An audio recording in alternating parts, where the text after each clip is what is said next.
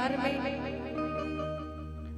जितनी भी लगभग पुराने होली गीत हैं, सब में ईश्वर का वर्णन किया गया है। राधे कृष्ण की होली, सीताराम की होली, और यहाँ तक कि देवों के देव महादेव की भी होली। सभी देवताओं का वर्णन किया गया है कि अबीर गुलाल से होली खेल रहे हैं, रंगों से खेल रहे हैं। लेकिन जो भोले बाबा हैं वो श्मशान की राख से होली खेल रहे हैं, भस्म से होली खेल रहे हैं। तो आइए, बड़ा प्यारा होली गीत है।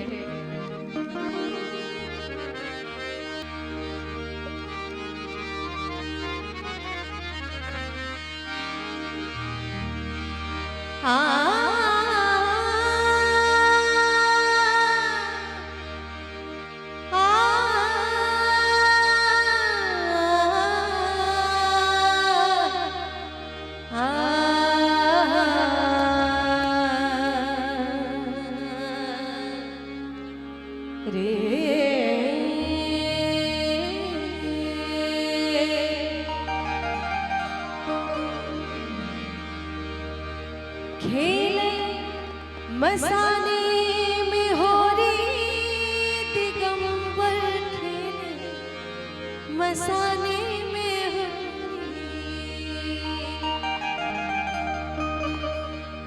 खेले मसाने में हो रही दिगंबर, खेले मसाने में हो रही, खेले मसाने में हो रही दिगंबर, खेले मसाने में हो रही।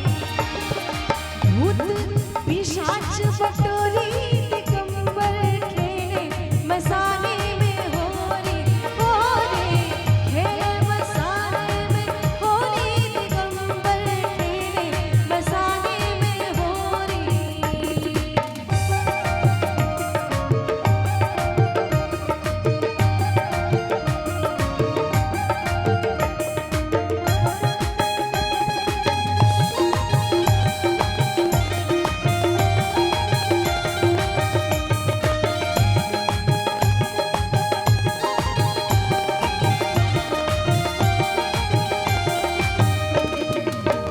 गोपन गोपीन श्यामन राधा।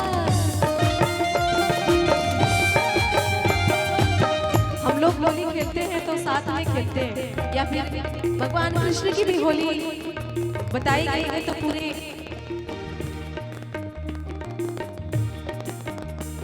पूरे बरसाने के साथ बताई गई है कि गोपियों के साथ होली खेल रहे हैं। राम जी पूरे अवध नगरी में होली खेल रहे हैं, लेकिन भोले बाबा गोपन गोपी श्याम राधा,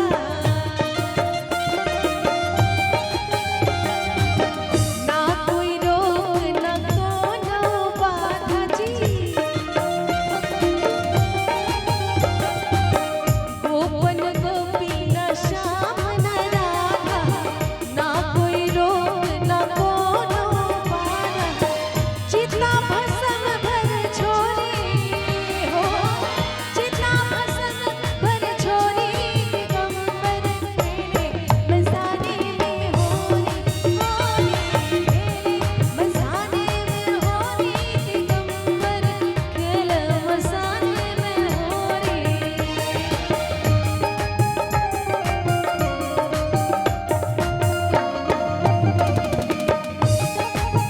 क्या बात है।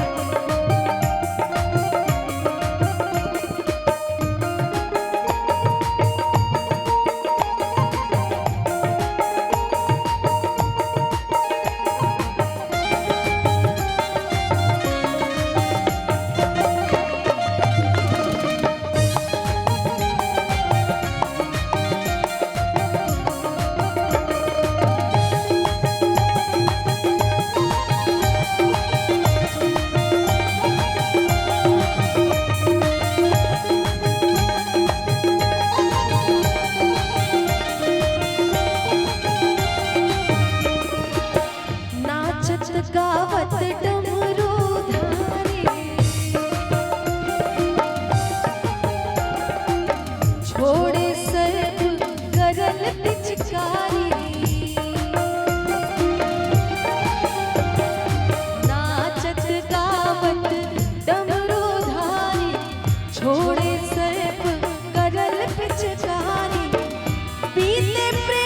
धकोर